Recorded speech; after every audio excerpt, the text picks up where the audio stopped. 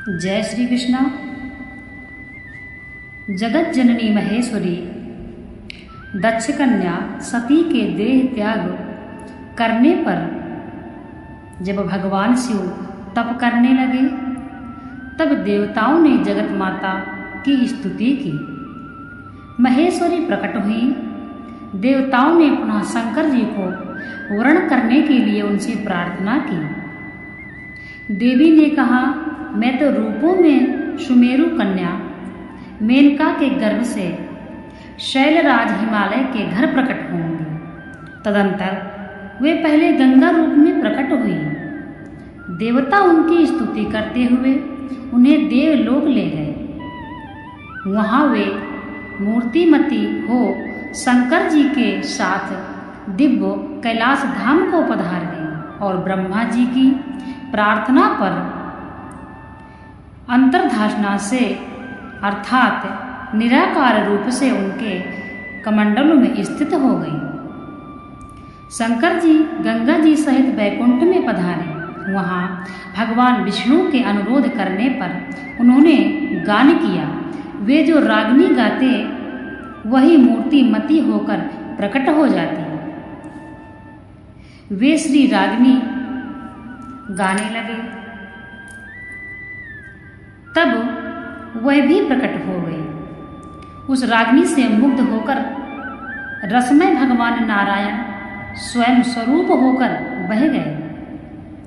ब्रह्मा जी ने सोचा, ब्रह्म से उत्पन्न संगीत ब्रह्ममय और स्वयं ब्रह्महरि भी इस समय द्रवीभूत हो गए हैं। अतएव ब्रह्मामयी गंगा जी इन्हें सवर्ण कर ले। यह विचार कर जलमयी हो गई। ब्रह्मा जी फिर ब्रह्मलोक में चले गए।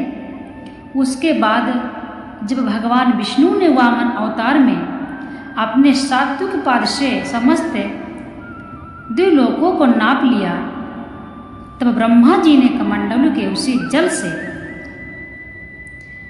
भगवत चरण को स्नान कराया।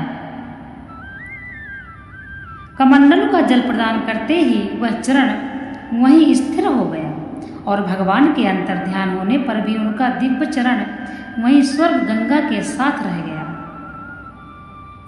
उसी से उत्पन्न गंगा जी को महान तप करके भगीरथी जी अपने पूर्व पुरुषों का उद्धार करने के लिए इस लोक में लाए।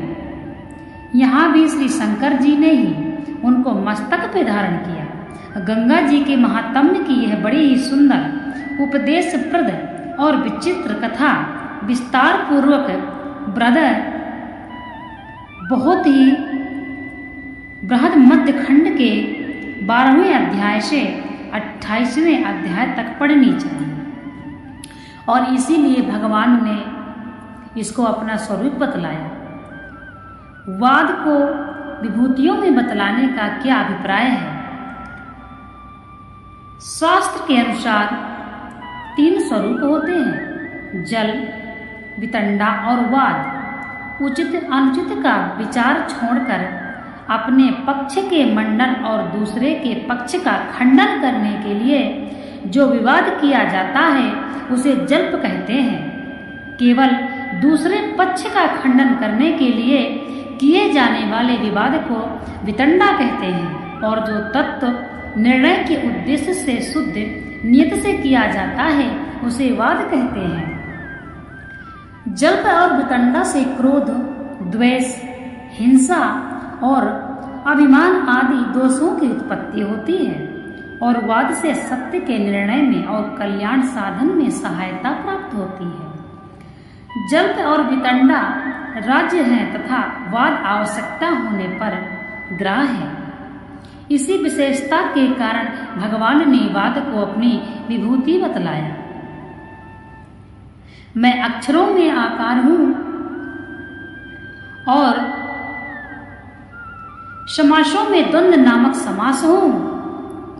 अक्षय काल अर्थात काल का भी महाकाल तथा सब और मुख वाला विराट स्वरूप सबका धारण पोषण करने वाला भी मैं ही हूं। अक्षरों में आकार को अपना स्वरूप बतलाने का क्या अभिप्राय है? स्वर और व्यंजन आदि जितने भी अक्षर हैं, उन सब में सबका आदि और वही सब में व्याप्त है। समस्त वाणी आकार है, आकारो वै सर्वावाक, समस्त वाणी आकार है। इन कारणों से आकार सब वर्णों में श्रेष्ठ है, इसलिए भगवान ने उसको अपना स्वरूप बतलाया है। सब प्रकार के समासों में द्वंद्व समास को अपनी विभूति बतलाने का क्या मतलब है? द्वंद्व समास में दोनों पदों के अर्थ की प्रधानता होने के कारण वह अन्य समासों से श्रेष्ठ है, इसलिए भगवान ने उसको अपनी विभूतियों में गिना। श्रीमद् भागवत गीता में भगवान श्री कृष्ण बता रहे हैं, भगवान श्री कृष्ण कहाँ कहाँ विद्यमान है। जिस घर में भगवान श्री कृष्ण बताते हैं श्रीमद् भागवत गीता में, श्रीमद् भागवत गीता भगवान श्री कृष्ण की अमृतमयी वाणी है, साक्षात वाणी है। वह स्वयं बतला रहे हैं कि जिस घर में गीता का निमित्त पाठ होता है, गीता होती है, गीता पुस्तक की पूजा होती है, हिंदू धर्म का सर्वमान्य ग्रंथ गीता है, उस घर में मैं अवश्य निवास करता हूँ। यानी भगवान का निवास कहाँ है? गीता में।